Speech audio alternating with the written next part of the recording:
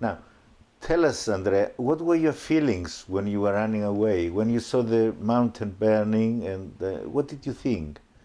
Did you know what was going on? When I saw the mountain burning, it was not the day or the night that we had to run away. You know, there were two different invasions. There was the first one on the 20th of July, and the second round, which I think began sometime in August and finished about the 15th or 14th of August. 16th, I think. 14. But some people were still leaving on the 15th and the 16th of August from their village. Okay. I would say, or I remember from what they were telling us. So during the first invasion, you saw the mountain burning? Yeah, the first invasion, I could see, you know, the mountain burning, and I could see soldiers who were going to war.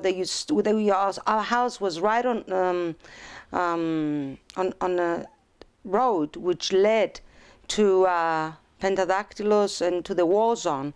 So the soldiers would stop, you know, in our house, which was a coffee shop and a tavern, and they would eat and drink.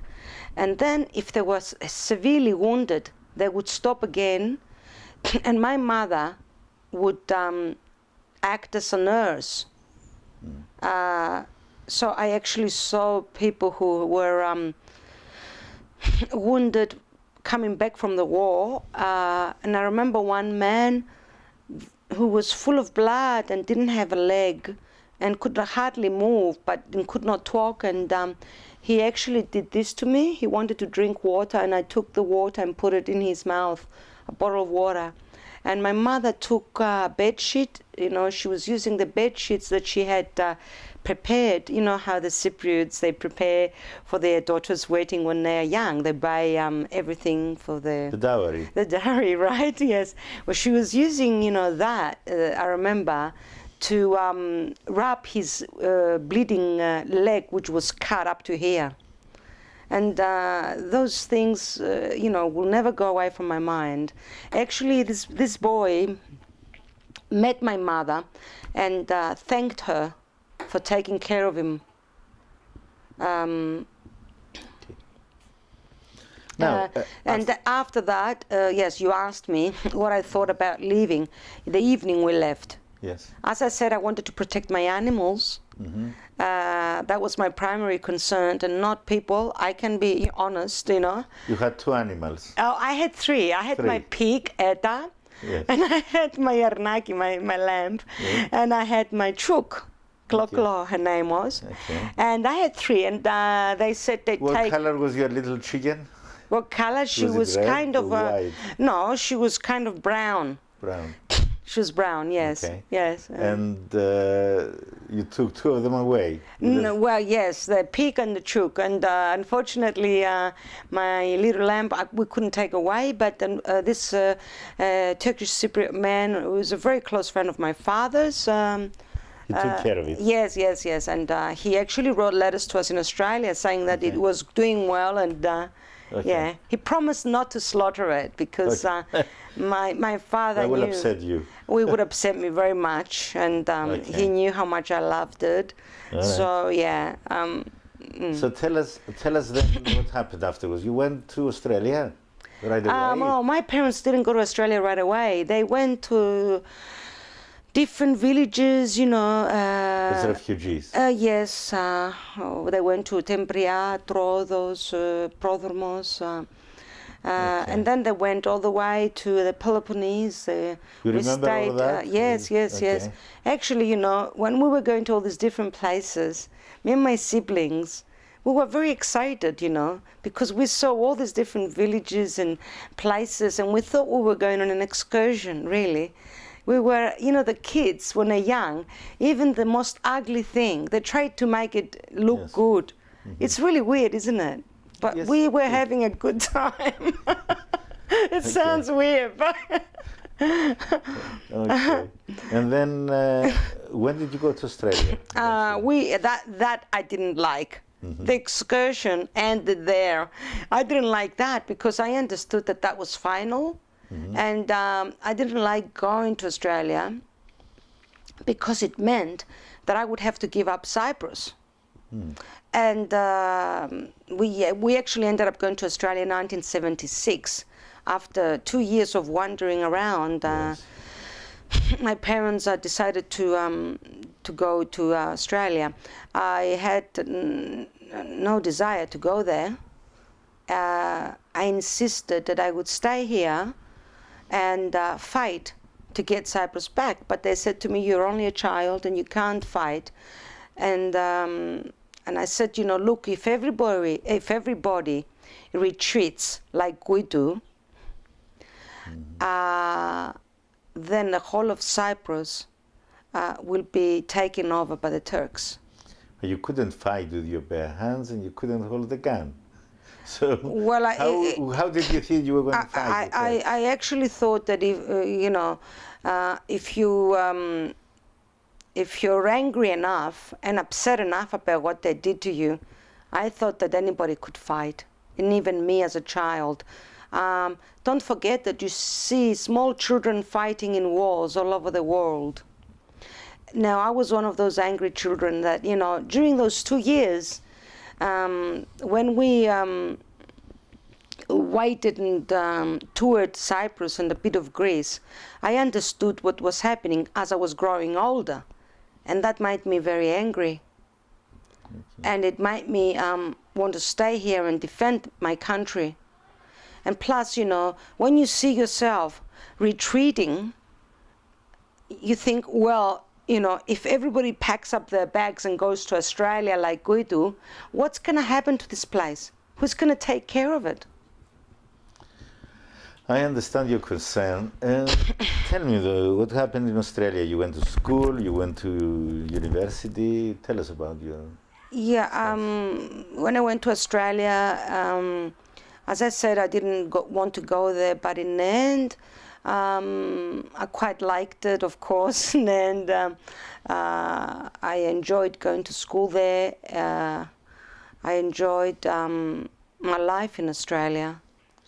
Did you go to high school, university, or you? Yes, I went to primary school for a little while, and then I went to high school, and I went to university also for a little while, because then I went to Athens, and I actually finished my degree in Athens University. Degree in what subject? English Lit. Okay. So when did you decide to write your first book with poems? I was always writing poems. I was writing letters to my grandfather, and I used to put them under my pillow. My grandfather died when I was 6.5, and I couldn't get over that, so I used to ask him to return because I had trouble living without him. And this was my only way of communicating with my most beloved human being, writing. So then I wrote about my sheep.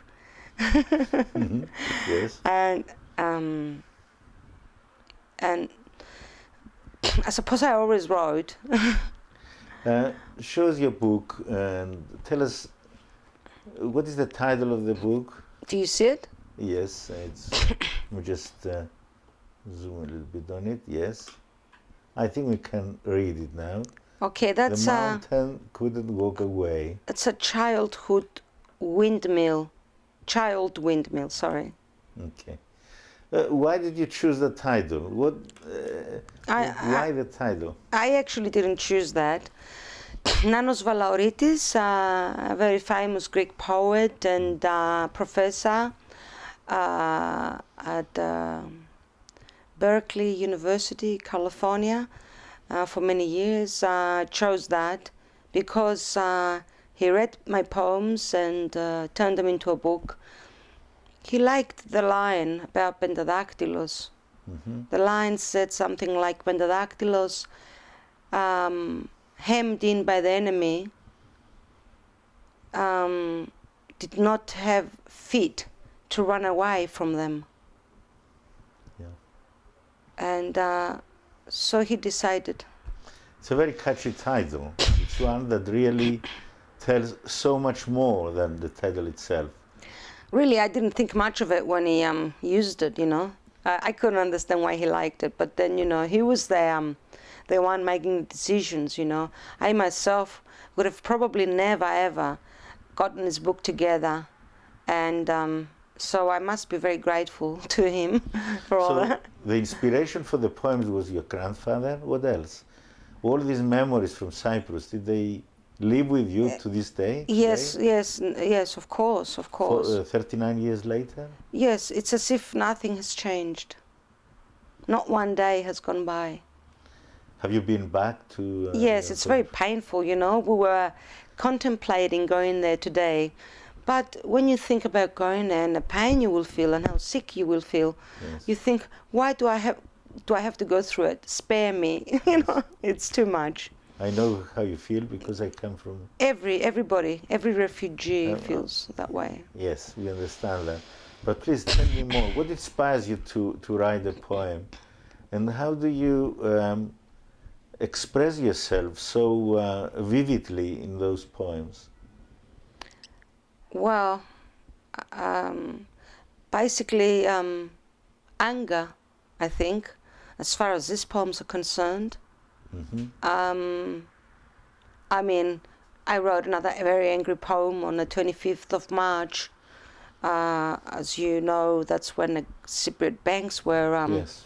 destroyed. That was a very angry poem against Schäuble. It's not in that book. No, it's not in the book, but I'm just giving you an example of how okay. I write a poem. But, you know, when something really makes me angry and upset, Okay. my way of, you know, letting it out of my system is writing. Somebody might go and bash someone else up, you know, if they're very angry, they might go and hit someone else or attack them or do something, you know. My way of letting out my anger for what they did to my country was writing the book. When was the book published? It was published in 2006. Mm-hmm. You were back in Greece by then? Or? Yes, I was in Athens at the time, yes. Okay. Tell us about who presented the book and who was... there were some outstanding people in the presentation, like Vasilis Vasilikos. Yes, and Nanos Valauritis, yes. Okay. And Jean-Pierre Faye, he's a philosopher and a poet himself. He's from France. And Michael Hack, he's a historian, and he lives in London. And what else can I say? Who else? What is your favorite poem out of that book, out of that collection? For some reason, I think it's Kyrinia. It's really weird. It's a babyish poem, as they all are, you know. Yes. Because I had an invitation from a school here in Larnaca by a woman called Dina, I forget her surname. She was the headmaster of the school in Larnaca. And the kids read my poems, the kids that she got, you know, the high school. And I realized that they were such childish poems, you know. When I heard them read them, I thought, oh, they, you know, they belong to the kids, not to me. I'm too old for them. But would you like to recite one of the poems, your favorite one? Okay, Kyrinia, yeah. Yes. Do you want me to do that? Yes, please, yes. Okay, Kyrinia. Of course you know what Kyrinia is, huh? Of course, yes, everybody. Yeah. If they don't know what Kyrinia is, they wouldn't be watching this channel. Okay, sure. Excuse me. Yes. In Kyrinia, when I was only 4, I sat at the lighthouse, kicking my feet in the water so that the tiny little fish would glide away. Then I was happy. Now I dread Kyrinia and Grandpa. I even dread their remembrance. I'm trying to wipe it out of my memory. Hence I won't feel so impoverished, so insufficient, so orphaned, so deposed. Deprived of my past, as neither Kirinya nor Grandpa exist anymore. And I'm always searching for a place to belong. I'm always seeking a family that might adopt me. Delphi 94. Thank you. The front cover, it's a little bit hazy. Can you show us the... The front cover is deliberately out of focus. Yes. Why is that? To start with, I suppose, because I'm a bit out of focus myself. I love everything. I love, for example, Monet. I remember a man seeing my book in the British Museum, and he said to me, "You obviously love Monet, don't you? Just seeing the cover." And right here in Kirinya, it's out of focus because it's too painful to see the most beautiful place on earth.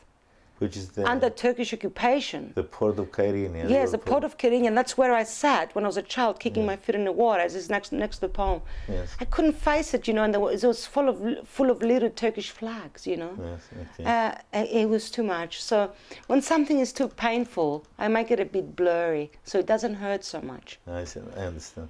Okay. You see? After the book, this book of poems, what else? What came next? What came next in your?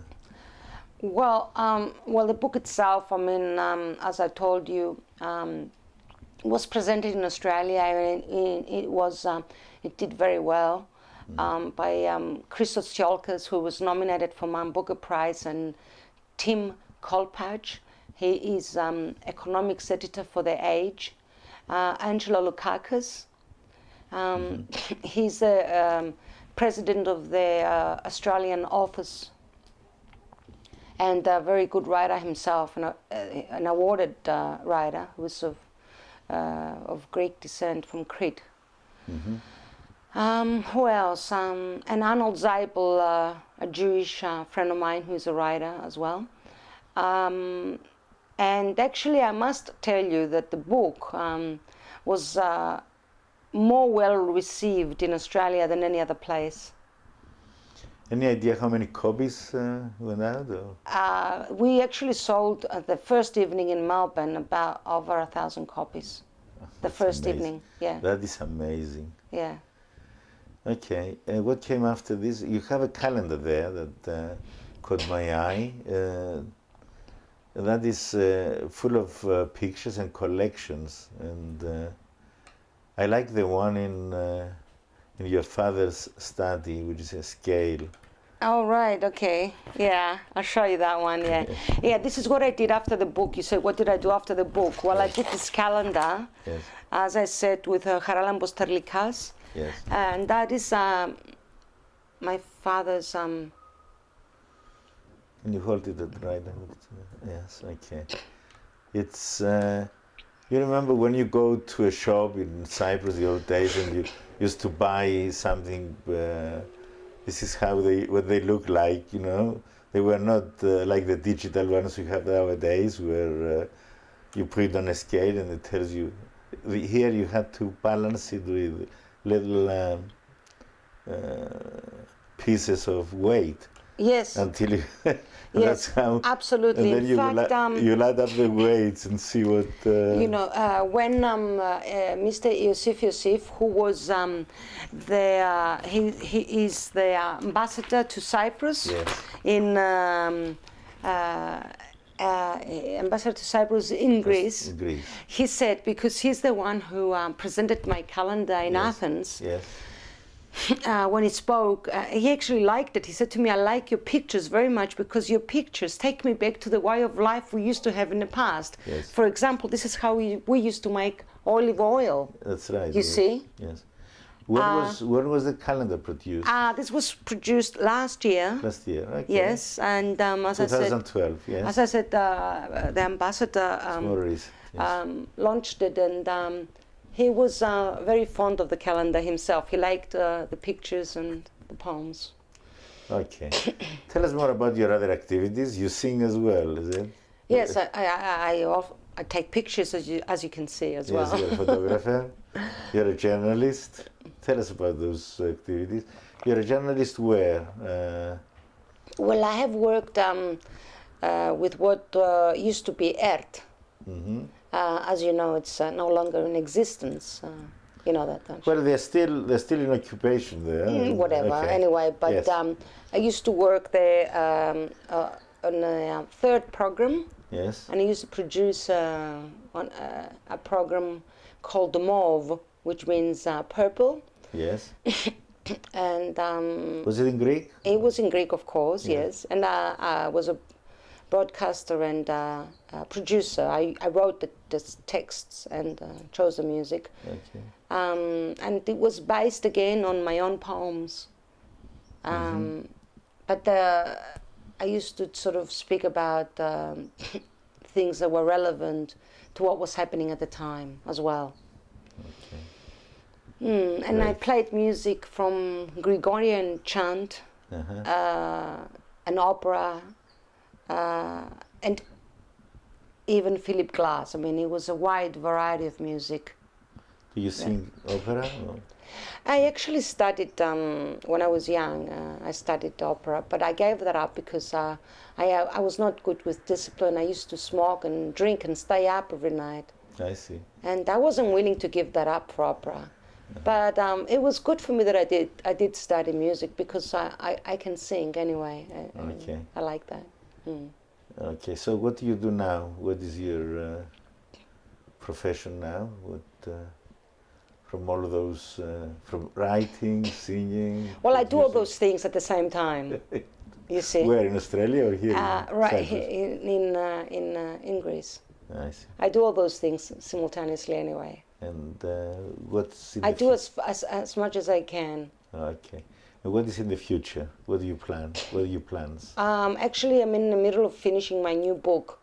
I've written something which is not exactly a poem. It's like a short story, and it's about the existential existence of my generation, with the crisis as background, you know, how the crisis has affected people like me and my friends, basically, and people who are more or less middle-aged, and their life is cut in two by the crisis, because the crisis really is something which is like war.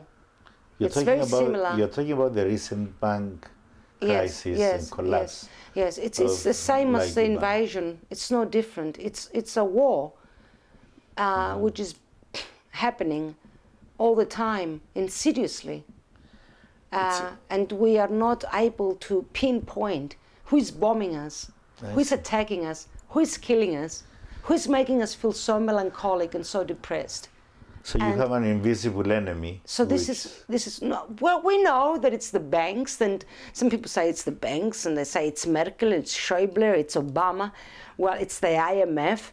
Well, it's a bit of all those things, of course, and I would say more than anything else, it's the people who are unfortunately governing us, who are possibly not doing the best they can. So you're writing, collecting poems about the crisis. Well, no, the poems I'm doing, my poetry book, which I'm doing simultaneously, unfortunately is again about Cyprus. I can give you an example. One of the poems talks about the boy who was shot by the Turkish actor. His name was Attila. Yes, Attila, yes. And it says, you know, how he dared to, actually, I could read it to you. It's somewhere in a computer if you want. It's a wonderful poem. I've got that in English. You're all wired up, so it's very Yeah, so I difficult. can't possibly go and get the computer, can I? It's just down there. Well, what was I saying? The poem talks about the young 19-year-old soldier who Cut. Go again. The poem is about the 19-year-old. Why is it? I have no idea. Next. Tell us about maybe the my poem. mother should just take those two No, mobiles. it's all right. It's all right. You It's sure? finished now. We're going to cut this bit off. All right then. So Shall I again tell her about- to take the mobiles away? Yeah. No. Okay. Just tell us, because we. The 19-year-old boy that was shot, along with another 9 or 10 people, I don't have it right here, it's on a computer, by a Turkish actor called Yes. Attila something, I Yes. forget the rest of his name. And basically the boy spat. Yes. You know, he went up to him with a gun, and the boy just spat in his face. Yes. You And- showed courage. And He didn't beg for his life. no, that's what it says. He didn't beg for his life. This is what infuriated him. Yes, and he dared, Yes. to spit at him Yes. for all of us who Oh, could yeah. not spit. Yeah. I He do the dared. same. He dared to spit Well at the shame, at the disgrace. You see, This and is for why me, he couldn't remember it. He couldn't forget it. he couldn't forget it, and He couldn't forget how, resistant he was. How he wouldn't, he wouldn't put his Well, head down, and he wouldn't beg for his yes, life. well, that's how I think we should all be Yes. if we want this place to survive, like that boy. And that's what the poem is about. It says it's spat at the shame, Yes. it's spat at the disgrace. It's spat. He spat for all of us. That's why for those who do not dare. believe he's telling the truth. Oh, I'm sure Because- he did. I'm sure he was telling the truth, because They- actors are more sensitive than other human beings, and they do feel guilt. Yeah. There are some human beings that are completely, feelingless and unemotional, but artists normally are not, in that category. I'm sure he was telling the truth. But all I'm saying in that poem is that basically what this boy did was so courageous, Yes. and it's an example for all of us who are not daring, who are not willing, to deal Yes. with the enemy as he did. Okay. We coming to the end of this interview. I hope it's not going to be the last one. We're going to see you again very soon, I hope. Do you have a message for our viewers who are watching us right now, worldwide on Hellenic TV? Do you have a message for us? When do we expect your next book, and what is your what inspires you to go on writing poems? My inspiration is my love for this country, for Cyprus, because I believe that Cyprus is like part of me, part of you, part of all of us. It's part of our body, our mind. We are one. We're intertwined. We're not separate from her. No matter where we go, as Kavafi says, you take the town with you, and she's with me no matter where I might go. She's there, and she's there for you and for all of us. And if you deny her, and if you don't protect her, you're denying yourself. You're not protecting yourself. You're neglecting your own self. That's how I see it. You have to love her. Andrea, thank you very much. Thank you.